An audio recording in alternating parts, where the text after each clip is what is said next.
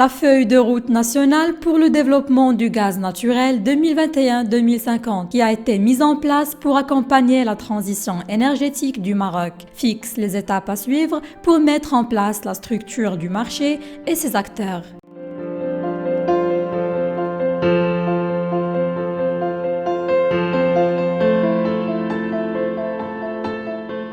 Première étape, la mise en place du cadre réglementaire du secteur du gaz naturel à travers notamment la promulgation du projet de loi numéro 94/17 relatif au secteur aval du gaz naturel, combustible et l'activité de stockiste indépendant, l'élargissement des attributions de l'Autorité nationale de régulation de l'électricité pour réguler le secteur du gaz naturel, la mise en place d'un gestionnaire du réseau de transport du gaz naturel marocain, la réglementation des activités d'importation libre du gaz naturel, de transport, de stockage et de distribution, l'amendement de la réglementation relative aux spécifications techniques et normes de sécurité régissant le secteur du gaz naturel.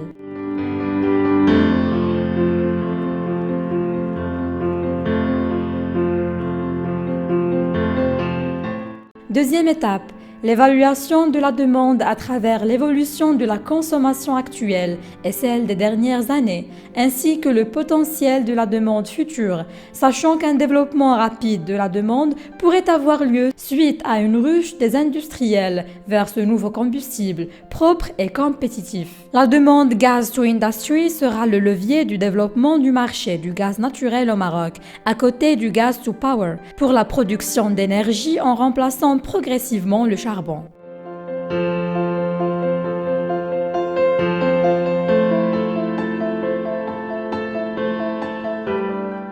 Troisième étape, évaluation des différentes options d'approvisionnement en gaz naturel et en gaz naturel liquéfié, notamment par gazoduc Maghreb-Europe, par des unités flottantes de stockage et de regazéification, par terminaux onshore et les flux multidirectionnels.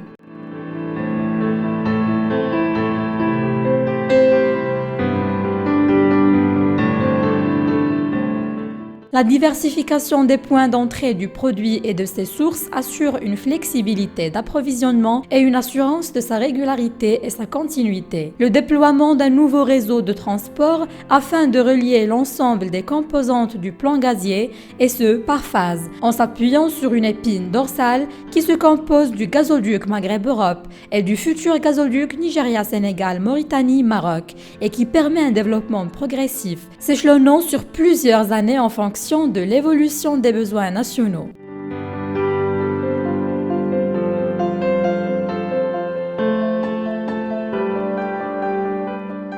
Le développement des capacités propres de réception et de stockage du gaz naturel et du gaz naturel liquéfié pour des raisons de sécurité d'approvisionnement. Le stock de sécurité peut prendre la forme d'un stockage liquide ou d'un stockage souterrain de gaz naturel comprimé sous forme gazeuse. La concentration se fait sur le stockage stratégique souterrain par l'identification des sites les plus appropriés à recevoir les infrastructures de stockage. Dans ce sens, les formations géologiques permettant de réaliser des cavités salines, particulièrement dans la région de Mohammedia, sont les plus privilégiées.